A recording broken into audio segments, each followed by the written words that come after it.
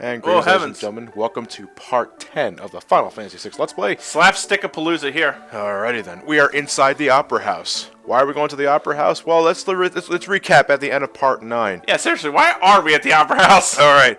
At the end of part 9, we went inside the Owser's mansion. That's the furthest house to the north in the town of Jador. We found this man pacing left and right. He looked like he was in a panic. Apparently, a wandering gambler named Setzer is planning on kidnapping the opera singer, the soprano. You're afraid of a gambler, you fucking puss? That gambler has the world's only airship, for some reason. Oh, we need the airship. Yeah. So we're going to kill him and take the airship? We have to go to the Magic Tech Research Facility in Vector, which is on the continent south of us.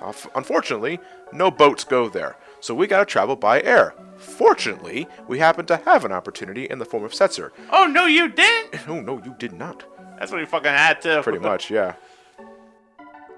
So, the impresario just got word that Setzer plans on kidnapping Maria. And I think the game had a bug there, or Maria had a stroke. Yeah, oh, you're talking about... Yeah, but here's the thing.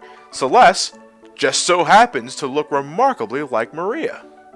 So they're going to set up a decoy. They're going to have Celeste dress as Maria. Yeah, she's singing in the back there. I get a kick out of that. Yeah. It was a little weird because, like, she says, like, I'm a general, not some opera floozy. Now I'm going to run right into there and practice. That would be the opera floozy. Yeah. It's in my business card. There's a giant octopus in the fucking hallway and nobody notices. This is like one of the goofiest moments of 6. That's what it's supposed to be. I think that's the whole point of this, to bring some fucking levity in. Yeah.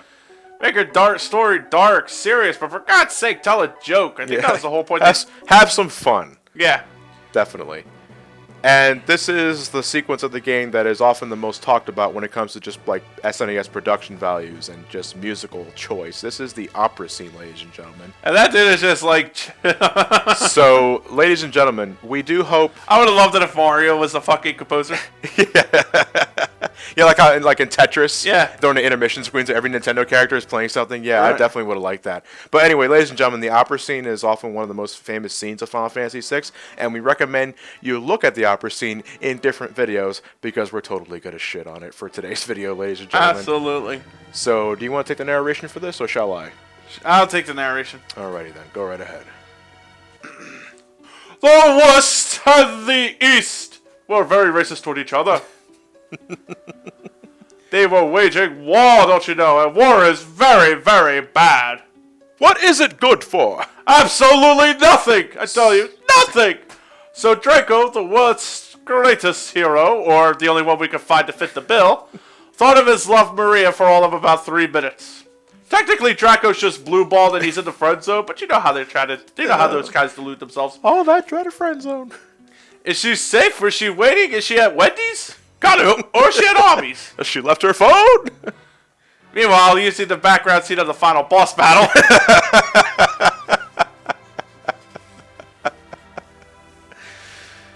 Alright. Hey, get out of the way, jerk! Seriously. And thus our play has come to an end by the hobo on the chocobo bird. Oh, Maria. Oh, Maria. Of the East. These lyrics don't match the words, by the way. Hear my voice. Voice. They really stretch out these lyrics. How I long to be with you. Hold that note, bitch. The lyrics were better suited in the advanced translation. That's right, you already gave the play a fucking review. Yeah. Say what? You already gave the play a fucking review. Yeah. See, I thought this was better in the advanced version when they had time to fix it. So I give this a 4 out of 10. Yeah, the book was better. The book was better. I fucking hate people like that. Alright, better go check on Celeste. Make sure she's all fine. I just got bored. Yeah. Hey, Rachel. Is that you? Is that you? What the fuck? Is he Italian? Oh, Maria, is that you? Hey, Rachel! It's Celeste. Hey, Rachel! What is this, West Side Story? Someone aside, you want 7-0, won't you? Yeah, it's not Draco versus fucking. This is Jets and the Sharks. Yeah, Jets and the Sharks. There you go. On with the show.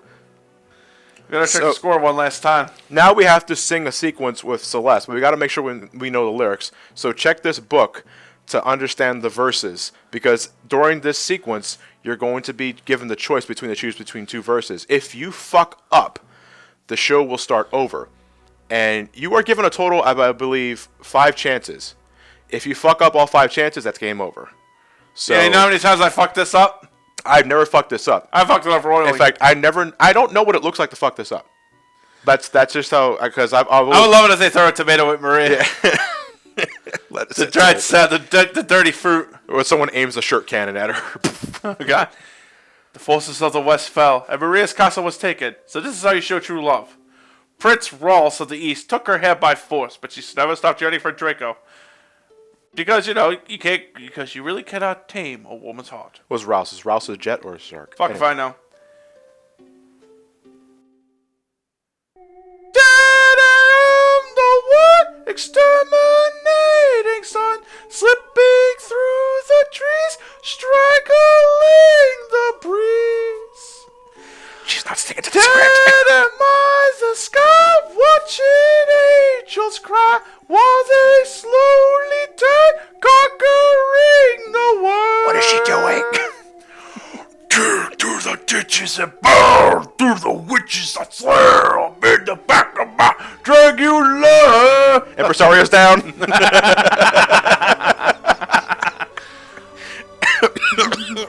Dead I am the pool spreading from the full. We got what you need, nowhere as you bleed.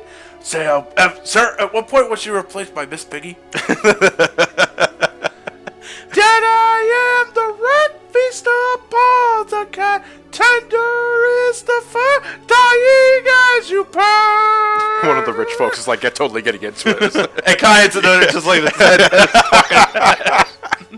This is confounded. Rock and or roll. I dig through the ditches and burn through the witches. I slam in the back of my Dragula. Do it, baby. Do it, baby. I don't know how to apply CPR.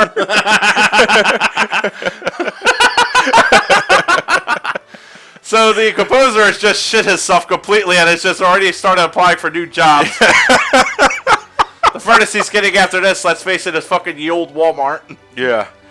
So Draco here just sort of transformed into flowers? Yeah, whatever. I don't get it. Yeah, this is really one of the best scenes of Final Fantasy VI, so fuck me for singing Dracula over it. So now she looks right up at the moon here, and is she contemplating suicide or something? No. Please, don't. You're crazy. Anyway, lovely moon. Indeed, nice. Dead I am, the life digging to the skin. Knuckle crack the bow, 21 to win. And so she tosses the roses on there. Oh gosh, she's singing again. Just toss her boyfriend. Damn! That I am the dog hound of hell, you cry. Devil on your back, I can never die. Dig through the ditches and burn through the witches and slam in the back of my Dragula. Dig through the ditches and burn through the witches and slam in the back of my Dragula. Do it, baby! Do it, baby! And you see Ultros around the top going, I don't remember this is fucked up. I don't want to be here anymore. This is totally absurd, and I'm a giant octopus. Talking octopus. But the monsters outside seem to be enjoying it. I imagine somebody out there just the dead cat and the cat just So meanwhile, somebody dropped a 2-ton weight on Celeste trying to think, fuck it. Everyone's a critic. Probably like the highlight of the fucking opera house at this point. And that's the end of the play? That's the end of the scene 2. Oh, thank God. Now for scene 3. Oh. I do love this piece. So now they're just like sort of spinning each other sprites around here. Yeah. We're on Red Super for this one. I fucking know it. Cha-cha slide. Huh? No, it's the electric slide. Can you feel it? It's electric. Boogie, woogie, woogie. You can do the electric slide. I would love to see this entire scene remade in an HD remaster 800 years from now. Yeah. The first of never. Hey, it comes out the same time the KNX album comes out. Yeah, the 33rd. I like how this just gets low played, like, oh, fuck, an octopus is going to hijack the goddamn opera. Uh-oh. Oh, we don't know how he's going to do that. How does he intend to do that? How the fuck does somebody catch him? He's a fucking octopus. Like, where the hell is he hiding? He has a giant mustache. He's in the box office with a mustache and a popcorn. No, he's in this. He also has like a cute little trench coat to hide everything else. Top of the morning. Uh-oh. Uh-oh. The survivors of the West have attacked. And then a giant octopus comes in a fucking scene. Impossible. Attack! Hey, it looks like a berserker spray for 5. Yeah, I can see that, sure. Just a different color. This is like when a 4-year-old has 2 action figures and he just slams them together. Sup, bitches? I'm the Bad King. Maria. I'll sing Dracula again. Please God, please God, no. I've had enough of that fucking song. You have no appreciation for Maria, the death arts. we will finally sing Dracula together. Let's go. We'll see you on Red Supra on the 23rd of November. It's on iTunes. Forgive us, please. Please understand. We're trying to avoid the copyright strikes. Copyright strikes. Okay. Copyright strikes. The opera is finished. It is? Oh, Also, shit. it turns on moving this 4-ton weight above, and he knows exactly how long it's going to take him to move it. I think it's like that's the whole slapstick part of it, but you can imagine after Wretched Ass singing, that's intentional at this point. At some point, Kyan's like, go, go, go! Alright, so we have 5 minutes to stop Ultros from dropping that 4-ton weight on top of poor Celeste, because we cannot simply tell her to... Well, that's actually a plot point.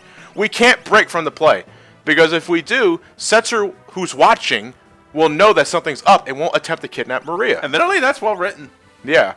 Not to mention, however, you got a huge problem now in the fact that you got a giant fucking octopus ready to kill her. Yeah. So we have to get to Ultros to stop him from ruining the play. So we have to flick the switch to the far right. Fuck that. I want to experiment. The middle switch turned out the lights. I like how the composer's there. It's like, fuck it, we gotta save this. Ah! A trap. Why is that there? Why is there a Batman shoot in the Opera House? I had no idea. He just popped on everybody. Unfortunately, we cannot break this play. We cannot simply tell Celeste to sidestep I would have out thought of the the way. thief bopping on my head like a fucking Mario would have stopped it. yeah. We didn't have enough for the 1-up, though. Oh. Oh, son of a bitch. Okay, let's play this for real. He didn't have a 1-up. How about a 7-up? Should have had a V8. No, there's no 8-up. Okay, so let's do this for reals. Let's head up and flick the switch to the far right, because that'll get us to the barracks. There we go. That unlocks the door to the very left. Alright. What? Ugh. Yeah, so but Fucking archaic design. For some reason, the very far switch to the left sounds like a dog when you flick it. And I don't get that. So now this place is going to have a whopping 4 on Rotten Tomatoes. 4 out of what? 100%. Oh, okay. Golden rats. Unfortunately, this place is infested with vermin and sewer rats. You would think to kill the monsters before you come in here? Yeah, maybe. Well, then maybe they're part of Ultra's posse. Ultras has a rat posse? Yeah, the Rat Pack. Son of a bitch. No. I punish yourself for that pun later. Anyway, the thing about vermins and sewer rats here is that you want to take care of the vermin first. Because if you decide to take care of the sewer rats beforehand, more will take their place. And you do not want that to happen because, again, you do have a time limit. Right. As I just demonstrated right there. Sewer rats have taken the place of their fallen brethren. So aim for the one with the giant gold fuck me light. Yeah, aim for the gold rat. They also have more HP, so of course they put up more of a fight. Other than that, the sewer rats and vermins are just like stronger were rats that we fought before. The worst encounter that you can run into is like 2 vermins with like 3 sewer rats. Cause that's 5 encounters altogether, and if you take care of the sewer rats beforehand, that's like a lot of fucking encounters. Do you have Rama that can blow them out? Ramu can blow them out. Well, Ramu is pretty powerful, but not strong enough to wipe them out in one fell swoop. So stick with physical attacks. And I say physical attacks because... that's all you have here, fucking physical fighters. Well, I'm more like what blitzes randomly targets. Oh, yeah. And, dispatches around the same way. But, just randomly, or just physically attack and put everyone in the front row. And you should have more than enough time to get to Ultros. This area is also the, the location of a pretty nasty glitch in the Japanese version.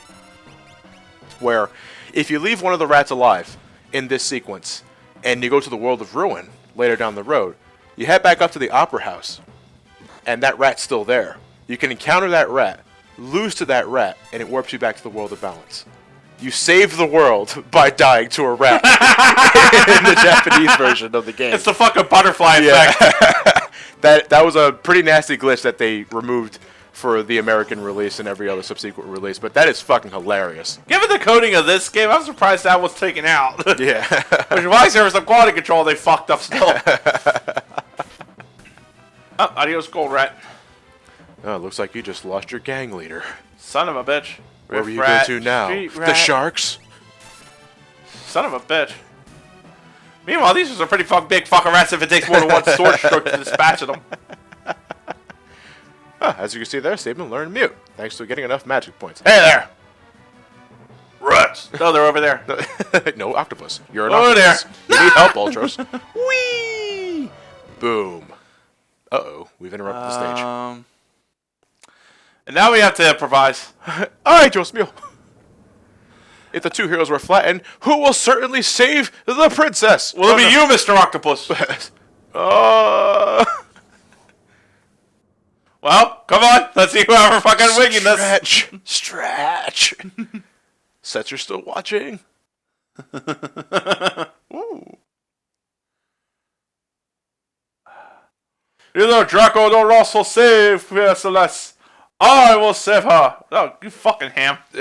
Yeah, what awful acting. Couldn't be worse than that. I love how Ultros also gets into it, too. Silence, you are in the presence of octopus loyalty. And Impresario says, well, might as well make the most of this. Music! And this is called... I love this. Yeah, this is the... I fucking love it. They just saved it. Meanwhile, he just swam in the fucking wood. Yeah, he swam through the car. He swam the wooden panel. Did you miss an octopus? Long time no see. Oh, fuck, he plays Sonic 2. Yeah, right.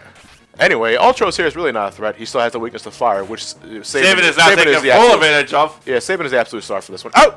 And locking us down! Now no one will save Celeste! Fuck that, you got Saban for that. Yeah.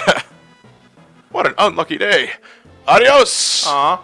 I was over for meatheads everywhere.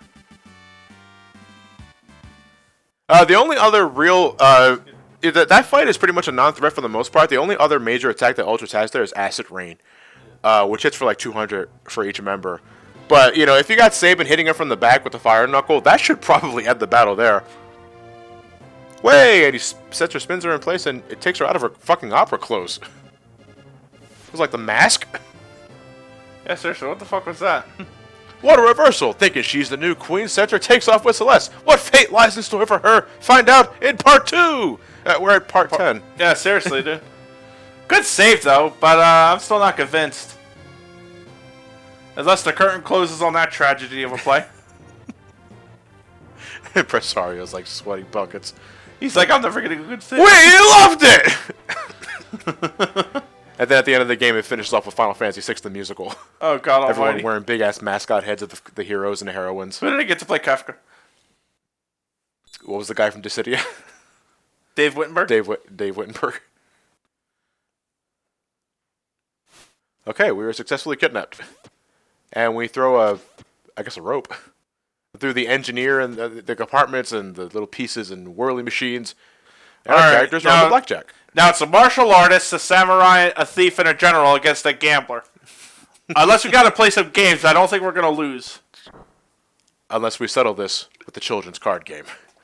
He's a Yu-Gi-Oh player? Or some sort of gambler. That would explain the whole fucking Esper. We were told your ship is the finest vessel in the world. It's the only vessel in the world. Hear me out. I would, but you activated my trap card. My brother is the king of Figaro. Cooperate, and you'll be well rewarded. And if I don't, you'll be executed. I'll put you to the axe. I'll suplex you like you would have never known. And we're 5,000 feet in the air, buddy. I'll fucking do it, too. That's That'd be a gonna hurt. suplex and all suplexes. Like, I'll do it. So anyway, this is Setzer's ship. This is the Blackjack.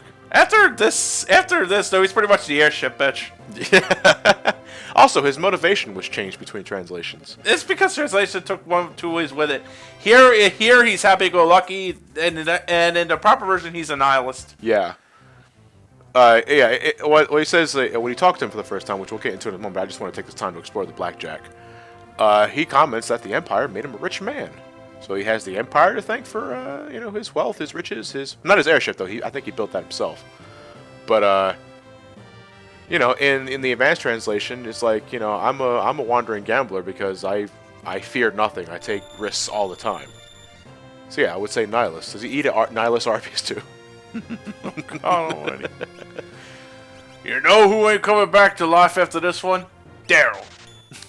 Eat it, Arby's. She's dead. She's dead. You and Locke should both take the hint. Yeah. What, you got her in cryogenic stasis too? Somewhere around here. Oh, God. Probably under the checkerboard floors. He diced her body into little bitty pieces and made her into chips. No, I would say more like the beating heart. Oh, God almighty. What's the play for the Daryl Cup? Ew! Oh! The Empire... Yeah, it's like Setzer in this translation is like totally oblivious that the Empire is evil. Setzer gives no fucks. Yeah, the Empire evil? Yeah, where the hell have you been? We all hate the Empire, that's why. Does that make them evil, or do you just have an issue with them? Yeah. Maybe the problem is you. Nonsense. So, Celeste has to become his wife. And Locke gets blue-balled. Go back to your dead girlfriend. And you know what? It pains me to say that I mean that physically, because you keep her in the basement of her house. Seriously. Well, so they decide with the coin toss. If it's heads, Setzer will accompany them. If it's tails, well, I guess she's Mrs. Gambler. Mrs. Gambiani. Mrs. Gambiani. There you go. Gaviani. Oh, yeah, that's his last name, but she says Mrs. Gambler or something like that. But here's the thing: Celeste is tricking Setzer because she's using the same double-headed coin that Edgar used to determine Sabin's freedom. Right. Actually, I think if Edgar is in the party, Celeste will borrow that coin from Edgar. Right. Otherwise, Celeste just has it already in her possession. Evidently, that's really fucking cool. Yeah.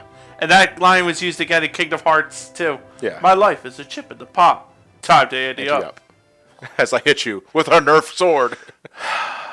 What a waste. I hate it what they did with Setzer in Kingdom Hearts 2. No, I thought it was just an absolute waste. Yeah, no, that's the thing is I was stoked to see Setzer in the game. I was like, oh wow, they're using a mono characters, not so much Nomura, And I love the way Setzer looks in the game. It's just personality wise, it's like we're gonna have one of the world class gamblers be a fucking children's a 30-year-old that gets a kick out of beating 15-year-olds with Nerf swords.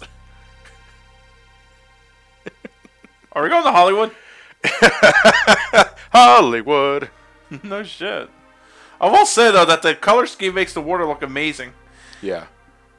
This is also the only time we ever get something in the cinematic like this with the airship. As we fly towards our next destination, the capital of the southern continent, Vector. Also home of the Magiturk Research Facility.